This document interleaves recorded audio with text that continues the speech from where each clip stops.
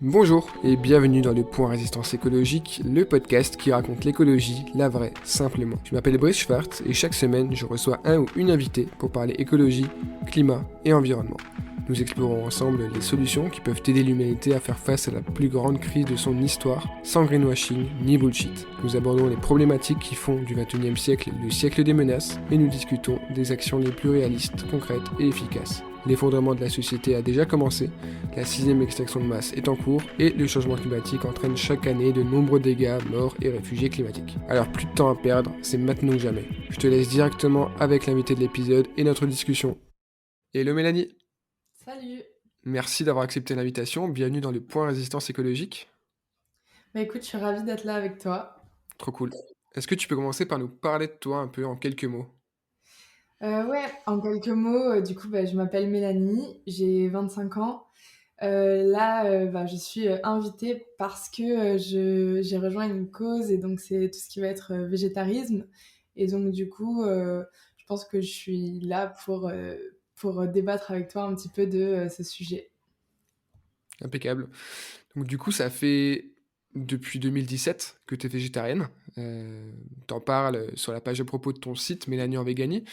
Qu'est-ce qui t'a poussé à devenir végétarienne à ce moment-là et qu'est-ce qui t'incite à le rester et à continuer comme ça aujourd'hui? Ouais, je pense qu'en fait, c'est quelque chose que j'ai en moi depuis très, très longtemps. C'est-à-dire que petite, quand j'ai fait un peu le lien entre, quand on me disait: «Tu vois, ça c'est du veau» et que j'ai vu ce que c'était un veau, je me disais: «Comment ça, comment ça, c'est la même chose?» Et tu vois, ça me rebutait vachement. Après dans mon éducation, on m'a poussée à manger de la viande pour, apparemment ma santé.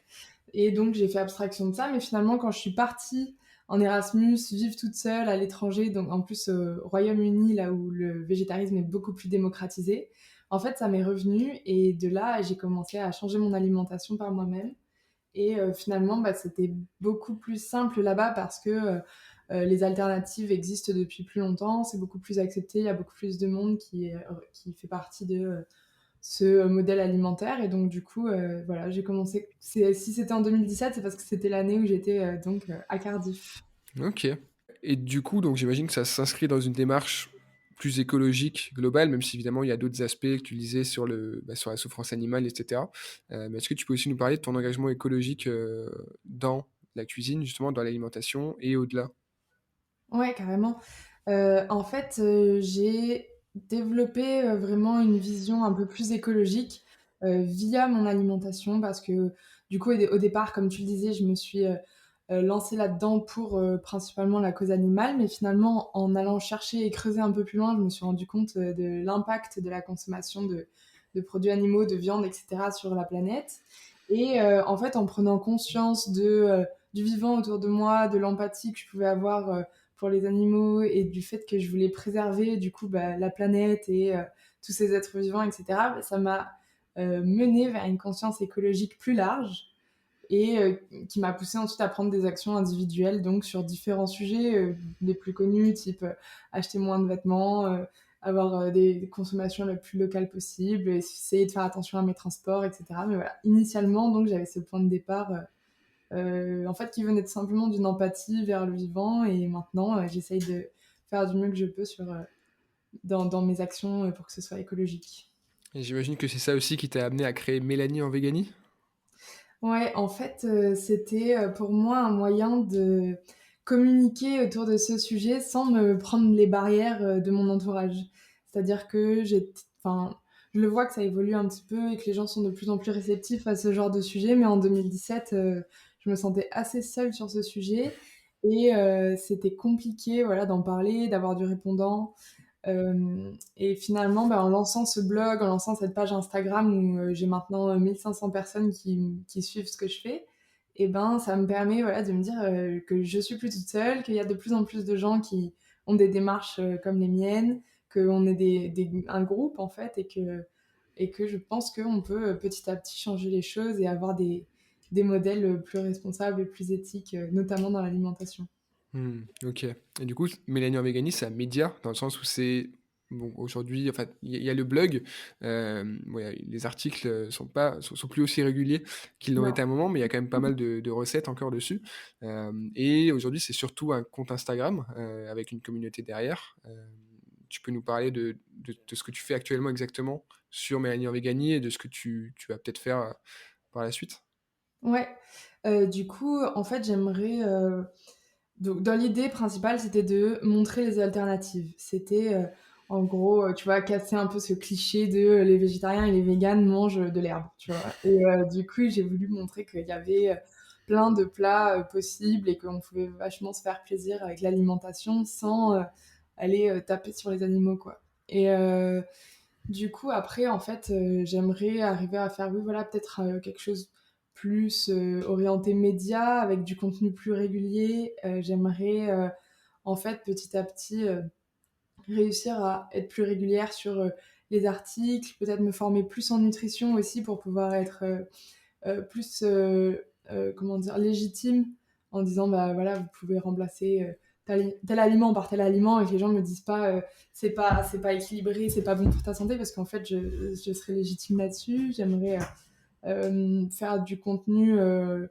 qui est, hyper accessible en masse comme, tu vois, je suis pas encore sur TikTok, mais je me dis que ça peut être, intéressant de se lancer là-dessus et tu vois, voilà, essayer de faire un espèce de compromis entre, des alternatives, des informations concrètes de nutrition, de choses comme ça.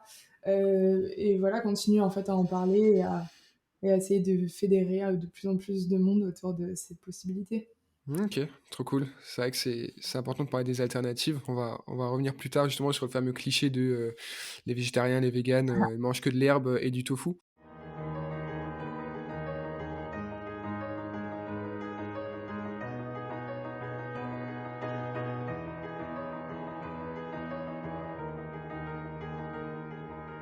Justement, on va passer à la partie 2 du podcast.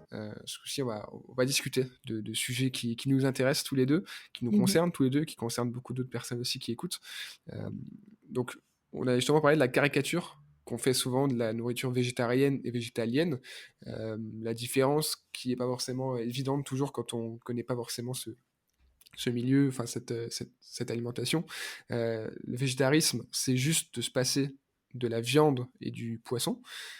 Avant ça, il y a encore d'autres étapes, le flexitarisme, le pesca comment tu appelles ça? Le Pesco-végétarisme. pesco-végétarisme, j'étais plus sûr du terme, merci.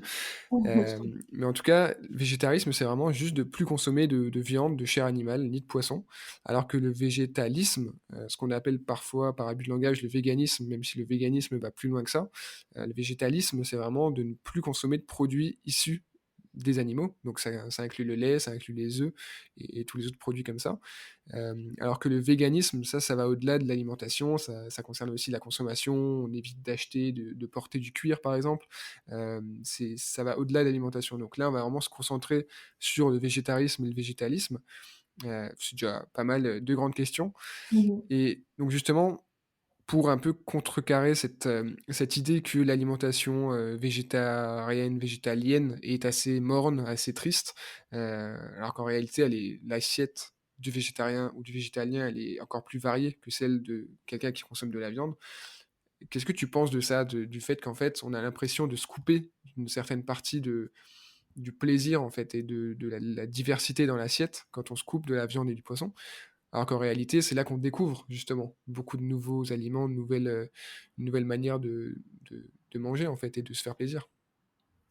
Ouais, complètement, je suis assez d'accord et alignée sur ce point et j'ai un exemple, qui ressort souvent parce que je le trouve, assez, parlant, tu vois? C'est par exemple par rapport au lait, tu vois? Tu coupes, le lait de vache, imaginons, mais Mmh. tu te retrouves avec, une panoplie de produits de lait de soja, avoine, épeautre, noix de cajou, enfin, tu vois? Genre, tu enlèves un et t'en as 10 derrière et finalement, tu vois, c'est quand tu fais la liste des produits animaux que les gens mangent quotidiennement, c'est-à-dire, que tu vas avoir du steak, du poulet, du jambon, tu vois, enfin, ça se compte quand même globalement, assez rapidement et c'est juste ça que tu enlèves et finalement après et bah, tu dois te retrouver à, imaginer d'autres choses et dans les autres choses, il y a, tous les légumes, toutes les plantes, toutes les légumineuses, toutes les épices, toutes les herbes aromatiques et après forcément, je mange du tofu, je m'en cache pas et en plus, on voit arriver toutes les alternatives, végétales qui ont,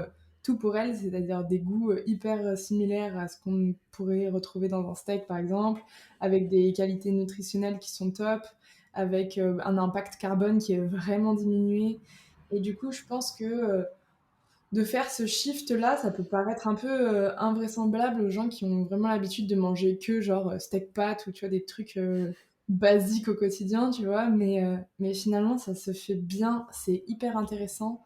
Heu, j'ai découvert, plein de manières de cuisiner, plein d'autres plats auxquels je pensais pas forcément et finalement, comme tu le disais, bah, je me retrouve avec une alimentation qui est beaucoup plus variée et je me fais beaucoup plus plaisir, maintenant que je suis, végétarienne que quand je me posais pas cette question.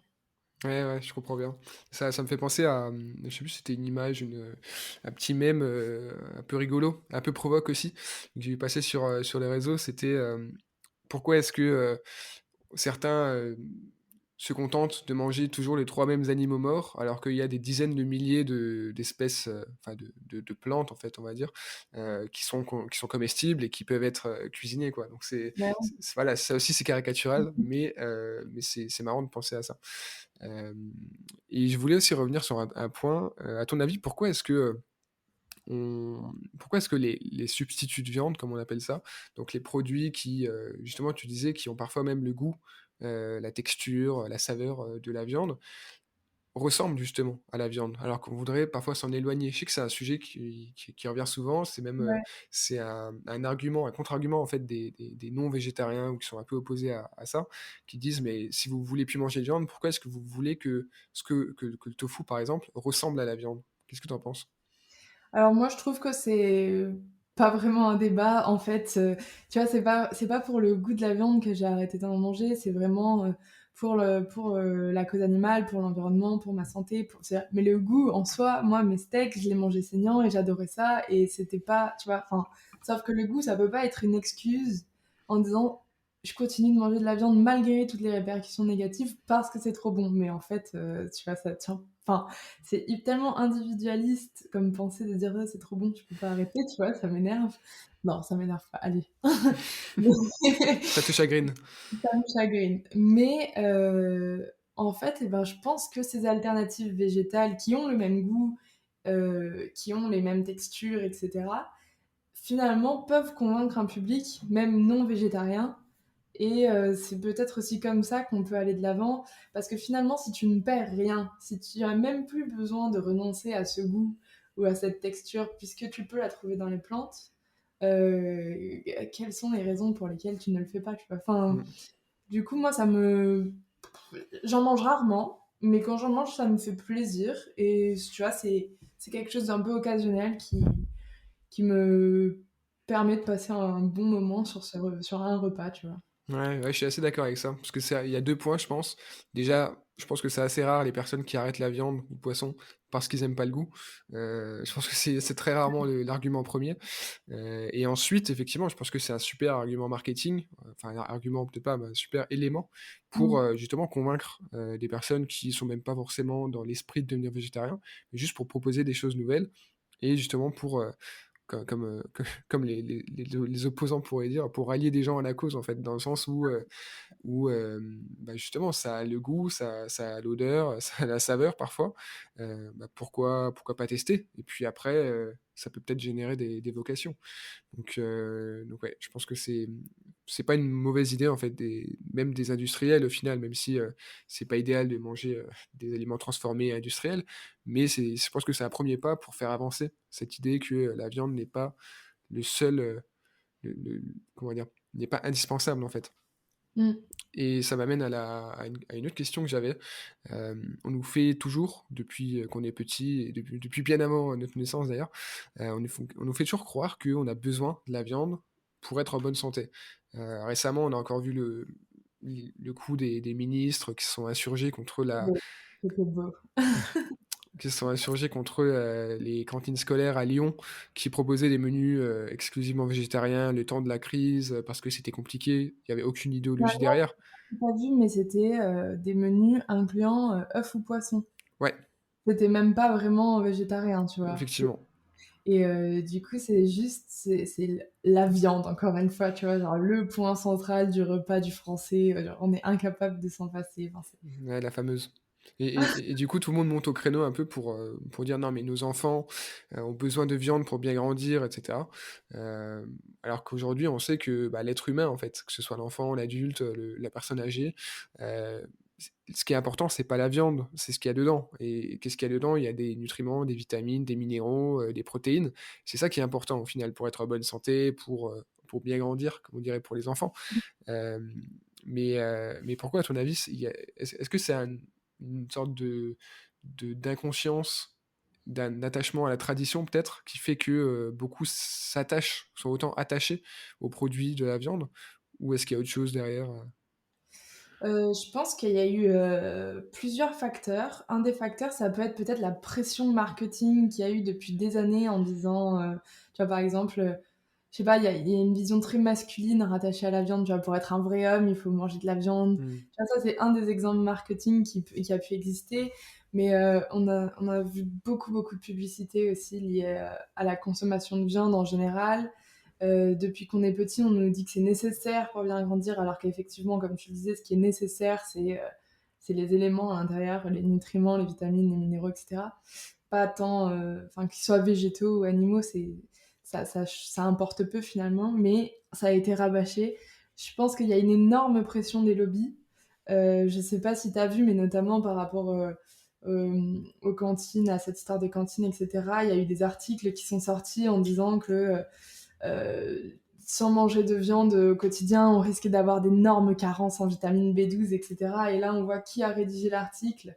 Et ben, c'est le lobby de la viande de Bretagne. Tu vois, donc c'est sûr que c'est Objectif. complètement objectif comme article, on est certain.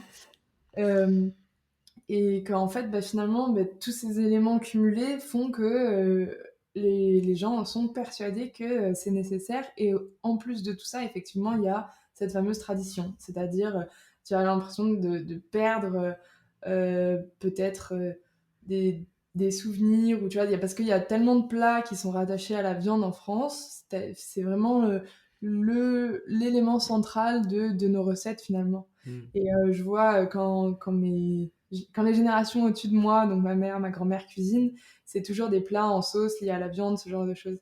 Et donc du coup, en plus du martèlement médiatique, marketing, euh, pseudo-nutritionnel et tout qu'on a depuis qu'on est gamin, il y a tous ces plats auxquels il faudrait renoncer. Donc il y a aussi la peur d'être peut-être socialement mis de côté parce que tu manges plus pareil que tout le monde. Voilà, je pense que c'est beaucoup, beaucoup d'éléments qui font que de remettre ça en question, c'est compliqué. Il faut venir très loin en arrière et détacher petit à petit tous les éléments un peu préconçus qu'on nous a donnés depuis très, très longtemps. Donc, je reconnais que c'est pas simple. Ouais, bah, c'est clair. Et il y a aussi l'aspect économique, ça c'est le pire, je pense, argument, parce que c'est vraiment une idée reçue. On te dit que j'ai vu passer ça récemment, que la viande justement c'est important, et que justement si on laisse plus les enfants manger de viande à la cantine, dans leur famille, ils ont pas toujours la possibilité d'en acheter puisque ça coûte cher la viande, et que du coup, ils en ont besoin. Et si enfin voilà, il y a cet aspect du prix. Donc effectivement, la viande, ça coûte cher, mais justement, pourquoi continuer à acheter de la viande, à consommer de la viande quand on manque de revenus? Alors que justement, on peut manger mieux et moins cher, justement. Il y a cet argument-là qui est repris souvent. Je sais pas si tu as quelque chose à ajouter là-dessus, sur l'aspect tarifaire de la viande, qui est soit mis en avant dans un sens, soit dans l'autre. Hem, Surtout qu'il y a différentes qualités de viande aussi, où là ça joue beaucoup. Malheureusement, les viandes, bon marché, ça ressemble plus tellement à de la viande, ce qui est dedans. Ouais, c'est ça. C'est en fait, ouais, ouais, moi, c'est ça que je vois, c'est que finalement, il y a des tollés généraux par rapport au menu de la cantine quand tu sais le type de viande qui est servi là-bas. En fait, finalement, Je pense que les enfants, de familles modestes sont plus en manque de vitamines, de fibres et de légumes et de fruits, de bonne qualité bio et qui vont leur apporter, tous les nutriments dont ils ont besoin que, cette espèce de viande en caoutchouc servie dans les cantines. Heu, mais après, c'est en fait, ouais, ce débat par rapport au prix de la viande, il est dans les 2 sens. C'est-à-dire que, tout le monde veut avoir accès à une viande de moins en moins chère, de plus en plus grande quantité. Et puis alors que oui, finalement, ben, on se retrouve avec des possibilités de manger, comme tu le disais, beaucoup enfin vraiment mieux, avec des valeurs nutritives qui sont tout à fait normales et bonnes pour la santé en se concentrant sur, des plantes, quoi. Mm. Et dans les plantes, c'est à nouveau, les légumineuses, les céréales, les légumes et c'est un combiné de tout ça qui fait que, pour, beaucoup moins cher, on peut même se retrouver à manger bio, local Mm. et avoir un corps en parfaite santé. C'est bien résumé. C'est bien résumé. Il y a autre chose dont je voulais parler avec toi. Je pense que tu l'as déjà entendu. Moi, une fois, je discutais avec une personne que je ne citerai pas. Et elle me disait finalement, le végétarisme, les végétariens, c'est quand même un peu extrême quand même. C'est un peu des extrémistes, quoi, d'arrêter la viande. De quoi est-ce que ça vient, tu penses, on dirait que c'est presque une peur, en fait, ce rejet, parfois. C'est pas la majorité, hein, évidemment, mais il y a quand même des gens qui trouvent ça extrême de devenir Mmh, végétarien. Alors qu'en soi, ouais. enfin, souvent, enfin, ça, c'est plus entre guillemets, de la propagande L214, mais ce qui pousserait un peu à dire, est-ce que les extrémistes, c'est pas au contraire ceux qui causent la mort de millions d'animaux? Bon, j'irai pas jusque-là, parce qu'évidemment, la tradition, la culture, fait que c'est très, très peu politiquement correct de dire ça aujourd'hui, même si, bon, il y a du vrai. Donc qu'est-ce qui fait que certaines personnes peuvent aller jusqu'à considérer les végétariens et les véganes comme des extrémistes, à ton avis? Moi, ce que je trouve extrême, c'est, la dissonance cognitive qui existe, chez les gens qui veulent poursuivre, à manger de la viande sans se poser la question. Parce que, effectivement, comme, bah, tu vois, je rejoins vraiment cette idée, de, comment est-ce qu'on peut qualifier les gens qui ont, de l'empathie envers le vivant, qui se refusent à tuer d'autres animaux, qui trouvent des alternatives malgré le fait que, la culture, la société, machin et cetera ne l'encouragent pas, mais voilà, ils acceptent de se remettre en question pour être dans l'empathie, pour être dans la préservation du vivant, pour être dans une meilleure répartition des ressources. Comment est-ce que ça peut être considéré extrême quand à côté de ça, effectivement, il y a des millions d'animaux par jour qui sont tués pour la consommation humaine.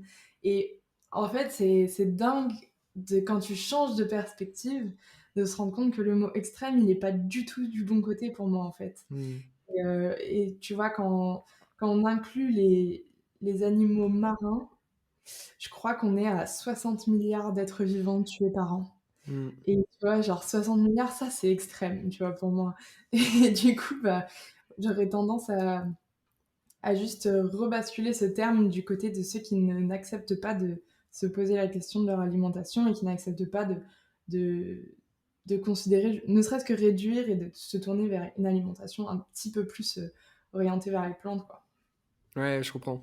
Et enfin, même si ça évolue en ce moment, je pense qu'il y a quand même cette idée quand même qui a fait la société pendant des siècles, voire même des millénaires, qui est que, bah, l'humain domine la nature et que du coup, au final, on entend encore cet argument aujourd'hui, même s'il est plus du tout valable, c'est la chaîne alimentaire, que, le lion, est-ce que c'est mal du coup qu'il aille manger la gazelle? Bon après, on sait tous aujourd'hui que, bah, le lion, il a pas le choix en fait, c'est sa nature, c'est comme ça. On va pas le forcer à manger, des croquettes, à base de céréales. Alors que nous, on a le choix aujourd'hui et on a le choix aussi bien au niveau de la consommation justement, au niveau de ce qu'on achète, de ce qu'on mange, mais aussi au niveau de comment on s'informe, de comment on voit les choses. On n'est plus obligé de rester dans le paradigme de, l'humain mange tous les autres animaux, c'est normal et c'est comme ça et plus personne mange l'humain. Ce qui est voilà, on va pas non plus s'en plaindre que plus personne nous mange, c'est plus comme quand on était dans une grotte, même si on n'a jamais vécu dans les grottes, n'est-ce pas? On risque plus tellement de se faire manger par une espèce supérieure, pour l'instant. Mais voilà, je pense que le paradigme évolue de plus en plus pour ça qu'il y a de plus en plus de végétariens, de véganes, et que ça commence à se démocratiser. Mais évidemment, comme toute, avancée, c'est d'abord un peu, ridiculisé, moqué, ça fait peur et cetera et ensuite ça devient accepté, ça devient pas forcément la norme, hein, mais au moins ça devient normalisé, quoi. C'est moins extrême, justement. Mmh. Ouais. Beh, on est en train, ouais, effectivement, d'aller vers quelque chose de plus en plus, démocratisé et ça se voit dans nos entourages, respectifs, j'imagine. Enfin, moi, en tout cas, je connais de plus en plus de gens qui franchissent ce pas-là. Après, après, tu vois, c'est quelque chose où je remettrais pas du tout en question, toutes les générations d'avant, qui se posaient pas la question, qui n'avaient pas spécialement à le faire. En revanche, maintenant, on est face à une crise écologique, on est face à des vrais enjeux, on est face à une perte de la biodiversité. Et en fait, nous sommes des animaux et nous ne sommes pas des animaux. C'est-à-dire que oui, on a pu manger comme le lion mange sa gazelle, etc. Mais en fait, ce qui nous différencie maintenant, c'est qu'on a le choix. On a des supermarchés qui regorgent de produits végétaux. On a la possibilité d'avoir accès à des milliers de recettes, d'alternatives, de contenus gratuits sur Internet pour savoir comment commencer. En fait, quand on refuse de se poser cette question-là, pour moi, ça relève à de l'individualisme, c'est-à-dire que tu prends pas en considération ta planète, tu prends pas en considération les êtres vivants qui y sont, tu prends pas en considération le fait que pour nourrir des vaches, eh ben, c'est des tonnes de ressources qui sont distribuées directement aux vaches alors qu'elles pourraient servir à nourrir des humains. Ah voilà, c'est des enjeux qui sont tellement forts et que pour moi, en fait, on peut plus passer à côté. Et oui, il faut que ça se démocratise. Je pense qu'on est sur la bonne voie. Mais après, il y a encore des grosses résistances, des gens qui vont jusqu'à aller attaquer ces idéologies qui, pour autant, n'ont pas de point négatif, enfin, de la manière dont moi je le perçois. Donc voilà, c'est assez complexe. Effectivement. Ça a l'air simple vu qu'on parle juste de qu'est-ce qu'on met dans l'assiette, mais au final ça a des comment dire? Ça a des implications largement économiques, sociétales, culturelles, religieuses parfois. Enfin, il y a vraiment, c'est pas À juste tous les sujets, ouais. c'est ça, c'est pas juste une assiette, quoi. Mais en tout cas, ouais, c'est intéressant d'en discuter et justement d'essayer de comprendre, parce que juste rejeter le fait qu'il y ait de la haine envers le végétarisme, le véganisme, ça sert à rien de dire, «Ouais, c'est des gens qui comprennent pas, c'est des gens qui sont un peu dans le passé ou quoi». C'est bien de comprendre justement d'où vient cet état, hem, plutôt que juste de la nier en bloc, quoi. Hem, Je voi pense que les gens sont mal à l'aise aussi d'être confrontés à des gens qui ont fait cette démarche-là en se disant peut-être qu'il faudrait que je la fasse, moi mmh. aussi. Ils en ont pas du tout envie parce que ça veut dire remettre beaucoup de choses en question, notamment des habitudes. Et s'il y a quelque chose qu'on déteste, c'est bien remettre en question nos habitudes. Et que du coup, il doit, à mon avis, je pense que tu vois, il y a des fortes réactions à cause de ça, à cause de ce malaise, à cause de quand quelqu'un vient et s'annonce végétarien ou vegan, il y a tout de suite cette sensation dans l'assemblée que le gars se sent un peu supérieur de Mmh. moi je fais mieux parce que j'ai choisi autre chose et du coup j'arrive enfin je fais quelque chose de mieux, tu vois. Et du coup bah, les gens sont confrontés à ça, c'est malaisant, ils se disent bah du coup bah non en fait bah moi j'ai qu'à manger une grosse entrecôte, tu vois. Et tout Mmh. de suite les gens ils réagissent au quart de tour, je pense, parce que c'est pour éviter cette remise en question, c'est pour se défendre, c'est juste pour pas avoir à tout chambouler dans leurs habitudes, quoi. Ouais, ouais, c'est clair, c'est clair. C'est souvent assez inconscient, je pense, comme réaction. C'est pas des gens, tu sais, parfois on a tendance à voir le monde, un peu de manière manichéenne avec, les gentils et les méchants. Au final, tout le monde pense déjà être le gentil et ensuite tout le monde n'agit pas enfin personne n'agit en se disant, «Ce que je fais, je vais juste être méchant envers cette personne». C'est pas comme ça que ça fonctionne. Et du coup, je pense qu'il faut comprendre la peur ou l'incompréhension, en fait, justement. C'est justement pour ça que, la pédagogie, sans aucune, aucun jugement de valeur, comme l'aspect pédagogique de expliquer pourquoi on devient végétarien, pourquoi est-ce que ça se développe, pourquoi est-ce que c'est intéressant de s'y pencher, pourquoi pas d'essayer. C'est important d'expliquer et que c'est pas juste une sorte de dogme ou de sectarisme, mais qu'il y a des vraies explications scientifiques pour la santé, pour le climat, pour le bien-être animal, etc. Donc non, je pense que c'est bien de continuer à expliquer, et c'est aussi le but de ce podcast, c'est de démocratiser des sujets qui sont assez communs, en fait, qu'on entend de plus en plus, mais qui manquent parfois de clarté pour les novices, pour les personnes qui connaissent très peu le sujet, qui se disent ah ouais c'est ok, ouais, je connais, ça a l'air intéressant, je comprends qu'il se passe des choses assez graves. Mmh. Il paraît que le végétarisme c'est bien, mais je sais pas trop pourquoi. Donc là le but justement c'est d'aider à avancer dans ce schéma-là. Donc quelqu'un qui est pas du tout dans la démarche, quelqu'un qui rejette tout ça, c'est pas nous qui allons le convaincre, hein. Le chemin va se faire peu à peu de son côté, mais si on peut apporter des briques, des éléments pour aider les gens dans leur transition personnelle, c'est toujours ça. Et c'est un peu ce que tu fais aussi avec Mélanie en Véganie. C'est ça. Après, tu vois, je me suis rendu compte, j'ai été cette grosse relou qui partage des vidéos d'abattoirs sur les réseaux sociaux au quotidien, tu vois, genre, ça marche pas du tout et je me suis rendu compte que peut-être un des seuls moyens d'arriver à convaincre, c'était d'être soi-même un exemple et plutôt que de dire deviens végétarien parce qu'il y a tout ça qui va mal, c'est regarde tout ce que tu y gagnerais si tu faisais un shift de régime alimentaire, tu vois. Et ça me fait penser à une petite BD comme ça où il y a un gars, il est avec un brocoli et il tape dans la tête de quelqu'un en disant deviens vegan, tu vois. Et genre le gars, qu'est-ce qu'il veut, mais n'importe quoi. Et juste en dessous, t'as le même gars mais qui a un peu évolué dans sa manière d'aborder les choses et en fait, il est tout musclé, en pleine santé, avec plein d'animaux complètement in love de lui tout autour. Enfin, tu vois, c'est vraiment un cadre idyllique et tout. Et là, il y a donc l'autre gars qui il avait tapé la tête avec le brocoli qui revient. Il fait, mais comment tu fais ça? Il fait, bah, c'est végétarien. Et en fait, en montrant l'aspect positif et en étant l'exemple, je pense qu'on a plus d'impact qu'en essayant de convaincre par la force, entre guillemets. Bah, c'est clair, tu penses juste, parce qu'en fait, ça a été prouvé que pour, bon, plus généralement, pour influencer une personne à changer un comportement, par exemple, il faut jamais essayer de confronter ses croyances, il faut pas essayer de lui faire croire, ou en tout cas de lui faire comprendre qu'elle a tort, parce que déjà, avoir tort, c'est relatif, et personne n'aime personne n'aime qu'on se... Attends, je vais recommencer. Je vais essayer de formuler cette phrase dans ma tête avant. Personne n'aime que quelqu'un vienne te dire que tout ce que tu crois est faux, que ce que tu fais c'est mal, et que voilà, je vais te montrer comment on fait les choses bien. Même si au fond on est peut-être intéressé, la réaction psychologique de base c'est de rejeter cette idée, puisqu'il y a une sorte de conflit à la fois externe justement avec la personne, mais aussi interne avec les croyances, etc.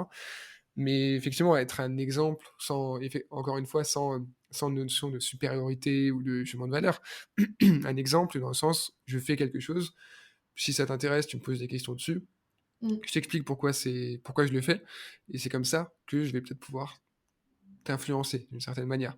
Euh, Plutôt que de faire justement comment dire, de la propagande ou du prosélytisme en allant justement au final les vidéos d'abattoirs c'est un bon exemple, c'est que ça fait des décennies qu'on en partage, qu'on en voit partout, que tout le monde les a déjà vus, Ouais. mais pas grand monde a changé de comportement. C'est arrivé, hein, il y a des gens qui ont eu pour déclic, ils se rappellent de tel reportage, de telle vidéo, mais généralement ça rentre par une oreille, ça sort par l'autre, les gens le savent plus ou moins, mais sans forcément... tu vois la différence entre savoir un truc et vraiment prendre conscience, c'est la différence. C'est comme le changement climatique, euh, les, les- l'extinction de masse, etc. La plupart des gens commencent à le savoir, à en être convaincus, ils sont d'accord, oui, ok, c'est vrai, c'est la faute de l'homme, oui, ok, et ils changent rien au final à leur mode de vie, parce qu'ils ont la connaissance, mais ils n'ont pas la conscience de ce que ça implique derrière. Donc ouais, effectivement, on va... Je pense que c'est plusieurs briques qui viennent construire un peu ces changements. Et tu vois, moi, pour de vrai, les vidéos d'abattoirs, ça m'a influencé énormément. Et bah, il y a des gens qui préfèrent fermer les yeux et ne rien voir. Moi, ça m'a beaucoup influencé. et tu vois, c'est un mélange entre ça, entre j'ai vu qu'il y avait des alternatives, entre j'ai rencontré des gens qui l'étaient et du coup, je me suis dit: «Ah, mais du coup, c'est possible» et Mmh. tu vois, finalement, bah, tout combiné, fait que, bah, j'ai enclenché ce changement, mais en fait, c'est différents canaux de communication qui doivent, petit à petit, tu vois, confluer vers, le même objectif, je pense. Ouais, c'est clair. C'est un ensemble, comme souvent. Et justement, on en a parlé un peu. Une des principales raisons aujourd'hui, une des principales bonnes raisons d'arrêter la viande, c'est pour le climat, même si évidemment c'est pas la première, enfin c'est pas la seule, et que c'était moins le cas à l'époque. Aujourd'hui, en tout cas, moi, c'est pour ça que j'ai arrêté la viande début 2020. Et justement, on voit certaines entreprises, les États, des associations qui communiquent sur l'aspect climat, l'aspect écologie, bah, de devenir végétarien ou vegan. Mais est-ce que tu penses qu'on devrait un peu plus mettre ça en avant comme argument? Même si justement, on en parlait tout à l'heure, c'est souvent, la souffrance animale avec, les vidéos d'abattoirs et cetera qui était un argument auparavant pour arrêter la consommation de viande. Aujourd'hui, est-ce que tu penses qu'on devrait faire une priorité, hem, de l'aspect entre guillemets «climatique», l'aspect émissions de gaz à effet de serre dû à l'élevage et cetera? Ou est-ce que ça doit rester un argument parmi tant d'autres? Bah, en fait, encore ça là, c'est une notion de marketing un peu pure et dure, je trouve. Ça dépend qui est ton audience. Mmh. Par exemple, toi, ça t'a atteint énormément parce que tu es hyper engagé dans la préservation du climat. Et du coup, bah, les arguments climatiques liés à la viande ont enclenché chez toi ce changement parce que c'était ta priorité. Tu vois, moi, ça a vraiment été la cause animale. Et après, je me suis rendu compte que ça s'additionnait avec préservation du climat et tout. Mais encore mieux, tu vois, dire Mmh. très bien, mais c'était pas ma priorité. Et ça dépend vraiment de ton audience. Après, je pense qu'il y a beaucoup de gens qui se rendent pas vraiment compte et qui sont pas vraiment au courant de effectivement l'impact. Mais je j'ai parlé avec des gens, tu sais, de l'application Yuka où tu Mmh. peux noter et je sais qu'ils ont pour projet de mettre un nouveau score, donc tu as le score nutritionnel, mais de mettre également un score environnemental.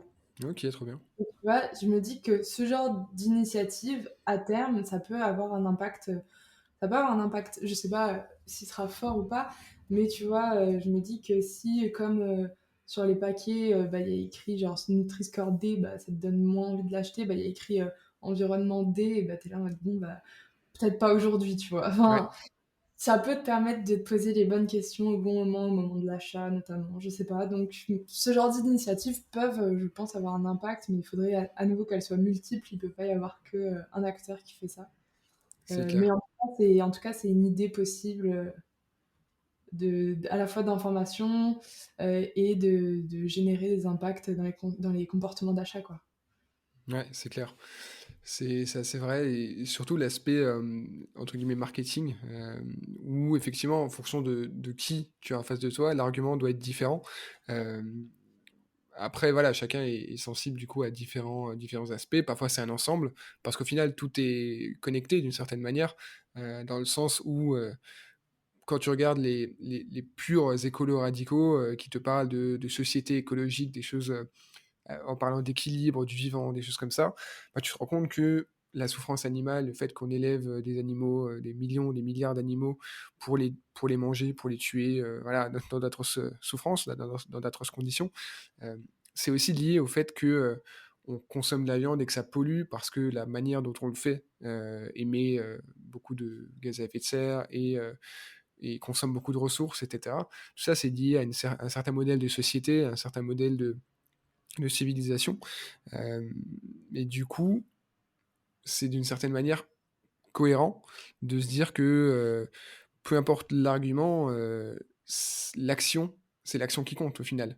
Et l'argument, d'une manière enfin quand tu te mets sur ce chemin pour un argument, souvent les autres, te viennent naturellement et tu te rends compte que, bah, que tout est lié justement. Je sais pas, est-ce que tu as cette vision aussi cette vision holistique, cette vision d'ensemble, de la chose? Ouais, ouais, complètement. Moi, je trouve que finalement, ça vient renforcer, tu vois? C'est-à-dire que, c'est vraiment, des choses qui sont imbriquées et qui une fois que tu es lancé et que tu te dis: «Ah mais ça aussi, mais c'est génial» et en fait, tu vois, tu te rends compte de ton impact positif et puis du coup, ça te pousse à continuer. Mmh. Heu parce que si tu avais qu'un seul argument, du type, tu vois, par exemple, je vais prendre un exemple bête, mais par exemple, quand tu prends l'avion, ça endommage le climat. Mais ça fait que ça, tu vois? Et du coup, bah, je serais plus tentée, par exemple, de prendre l'avion parce que je me dis: «Bon, c'est une fois, c'est le climat, c'est OK, mais c'est qu'une fois», tu vois? Et de me remettre, moi, dans une vision individualiste.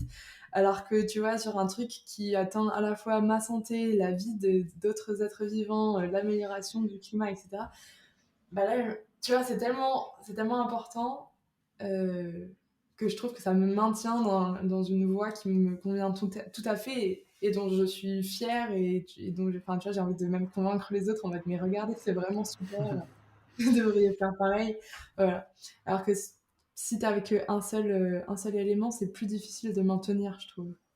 Ouais. Tu vois, moi, dans mes actions écologiques, j'ai des hauts et des bas, tu vois. J'ai des fois, je craque, et des fois, je vais mettre mon chauffage à fond parce que ça me gonfle d'avoir froid, tu vois. Mais j'ai jamais été tentée de retourner vers la viande parce que c'est trop, ça impacte trop de critères, quoi. Ouais, c'est plus large que d'autres actions, que d'autres entre guillemets petits gestes. Ouais, je trouve.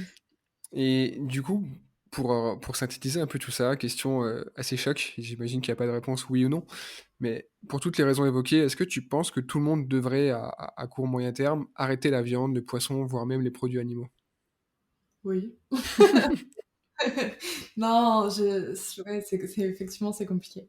Euh, Moi, je pense qu'il y a que des points positifs à le faire. Après, tu vois, je veux pas non plus me positionner comme celle qui a raison et celle qui a la voix de la vérité, parce que de un, je suis pas nutritionniste, et tu vois, il y a certains médecins qui vont me dire que par exemple pour les enfants c'est obligatoire. Je crois pas, de ce que je lis et de ce que je visionne comme reportage, etc. Je crois pas, mais tu vois, je veux pas le vérifier encore. Donc, pour des raisons peut-être de santé, malgré mes réserves, peut-être que bah, tout le monde ne peut pas le faire. Et puis après, bah, c'est super compliqué de dire tout le monde change du jour au lendemain.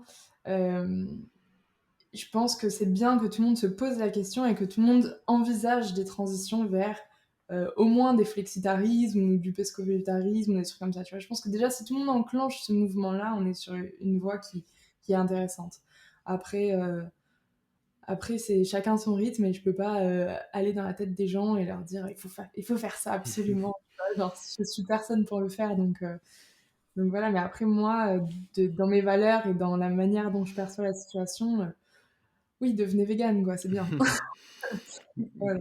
Ok, mais du coup, non à la Non, dictature végane et aux ayatollahs de l'écologie.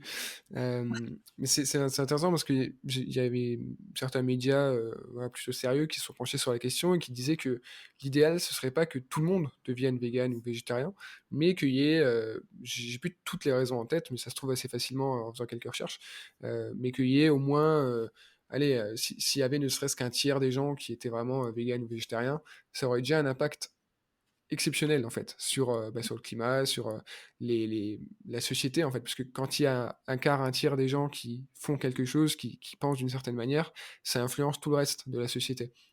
C'est un peu le point de bascule qui a été théorisé. Je ne sais plus exactement quel est le nom de ce phénomène-là, mais il suffit qu'il y ait un certain pourcentage de la population qui pense quelque chose pour que ça change radicalement d'un coup, pas du jour au lendemain, mais en tout cas qu'il y ait un point de bascule vers un nouveau paradigme en fait.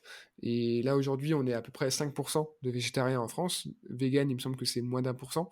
Mais si ça continue, il suffit qu'il y ait peut-être que ce sera à 8%, peut-être que ce sera à 15%, peut-être à 30%.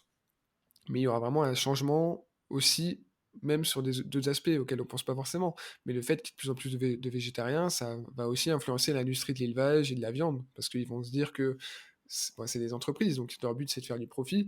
Ils vont pas se dire, bon bah la viande, plus personne en veut, on arrête. Ils vont essayer d'innover, de changer leurs pratiques, etc. Et c'est comme ça aussi qu'on peut contraindre euh, ceux qui, ceux qui, ceux qui, comment dire, ont un impact négatif, que ce soit sur le climat, sur la biodiversité, sur tout le reste, à changer. Parce que y aller frontalement en disant ce que vous faites c'est mal, arrêtez, c'est pas bien, ça sert pas à grand chose, surtout quand il y a un intérêt économique derrière. Mais en tout cas, c'est une transition qui est lente, et on verra ce qui se passe dans les années à venir, mais je pense que ça va continuer à évoluer dans ce sens-là parce que la prise de conscience, elle est de plus en plus, globale. Complètement, complètement. Quelles ressources tu recommandes pour s'informer sur la cuisine et l'alimentation végane ou végétarienne? Hem, alors sur, Instagram, il y a pas mal de trucs très sympas, des pages, du type, Ella Vegan, Petite Cara, Eva les petits plats, enfin tu vois? Il y a c'est beaucoup des femmes.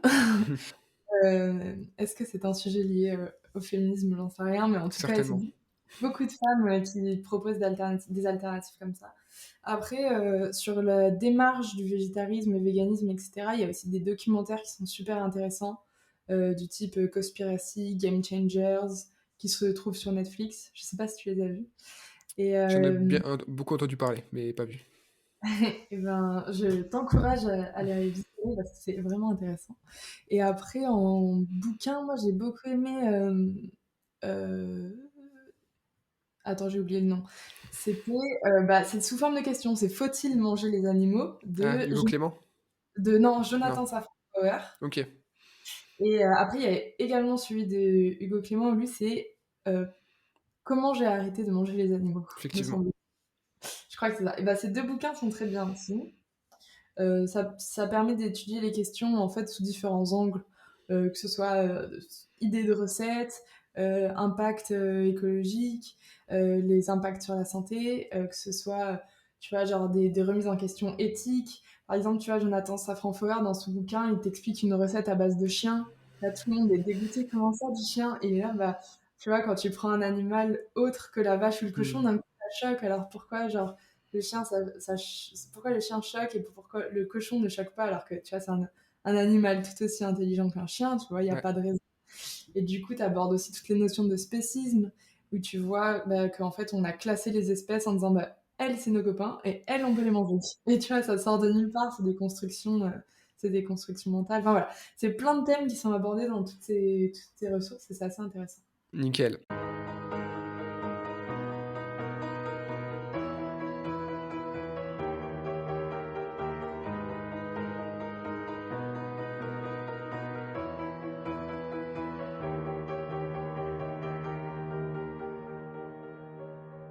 On va passer du coup à la dernière partie du podcast, les questions rituelles. Donc c'est des questions qui sont posées à tous les invités, à toutes les invitées. Réponse, assez concise, une phrase ou 2, c'est top. Je t'interromps pas, je commande pas forcément la réponse et puis on enchaîne. Ok. C'est quoi pour toi la résistance écologique? Pour moi, c'est être d'accord de se poser des questions et de remettre en jeu, de remettre complètement, ouais, en question ton mode de vie, ton confort, et de réussir à avoir une constance là-dedans. Et parce que moi, en fait, ma résistance écologique, elle est à titre individuel. J'ai pas rejoint de groupe ou quoi que ce soit. Donc pour moi, ma définition, c'est ça, c'est, accepter le changement, accepter peut-être de perdre un peu en confort pour, un bien commun, qui me dépasse, tu vois? Et d'arriver à rester là-dedans. C'est dur de rester là-dedans. Quel déclic t'a poussé à t'engager? C'est vraiment le végétarisme, comme on en parlait tout à l'heure. En fait, je me suis rendu compte d'une vision du monde plus globale où j'ai perçu qu'il y avait d'autres êtres vivants avec nous, qu'on était en train de les perdre, qu'on était en train de bousiller notre planète. Et, et du coup, bah, en fait, c'est ça qui m'a enclenché. C'est, je voulais préserver, le vivant. Comment est-ce que tu t'informes sur les sujets liés au climat et à l'écologie? Beaucoup grâce aux réseaux sociaux. Je suis des gens, du type, Graines de Possible, tous les projets, Youth for Climate, Greta Thunberg et cetera, et du coup, c'est beaucoup grâce aux réseaux sociaux. Qu'est-ce que tu veux dire aux personnes qui veulent s'engager, qui ont conscience qu'il se passe quelque chose de grave, qu'il faut agir, mais qui ne savent pas du tout par où commencer? Ben, moi, avec mon combat et ma vision, je pense que ça commence dans l'assiette. Je pense que ça commence par, manger en faisant attention à ses ressources, parce que c'est quelque chose qu'on fait 3 fois par jour, et en commençant comme ça, c'est un petit pas, qui permet d'ensuite, embrayer sur des choses beaucoup plus vastes. Et justement, comment est-ce que tu envisages notre avenir commun à tous dans les années qui viennent? Il va falloir se serrer les coudes, les gars, hein. Je je sais pas si je suis pessimiste ou optimiste. Ça varie en fonction des jours, je sais pas. OK, bon c'est assez clair. Tu essaies d'être réaliste, j'imagine, mais du coup, c'est assez fluctuant. Voilà. OK, bon top. Merci beaucoup Mélanie en tout cas, très intéressant. Et où est-ce que du coup les auditeurs, les auditrices peuvent te retrouver s'ils veulent discuter avec toi de ces sujets ou d'autres choses? Ou s'ils veulent juste suivre ce que tu fais? Bah, principalement Instagram et après à partir d'Instagram, vous pouvez, retrouver tous les liens de direction possibles vers les YouTube, blogs, newsletters et cetera et puis, si vous voulez envoyer un message directement sur Instagram, je réponds tout le temps. OK. Bon, on va envoyer les gens vers toutes tes ressources du coup. Merci beaucoup Mélanie, Merci à toi, à très c'était vite. Merci d'avoir écouté cet épisode jusqu'au bout. Si tu es encore là, c'est que ce sujet t'a touché et que tu aimerais sans doute en savoir plus. Rendez-vous dans les notes de l'épisode pour en savoir plus sur mon invité et voir quelques ressources. Pour soutenir le point résistance écologique, le plus efficace est de me laisser une note et un avis sur ta plateforme de podcast préférée et d'en parler autour de toi. Alors merci d'avance et à très vite pour un prochain épisode.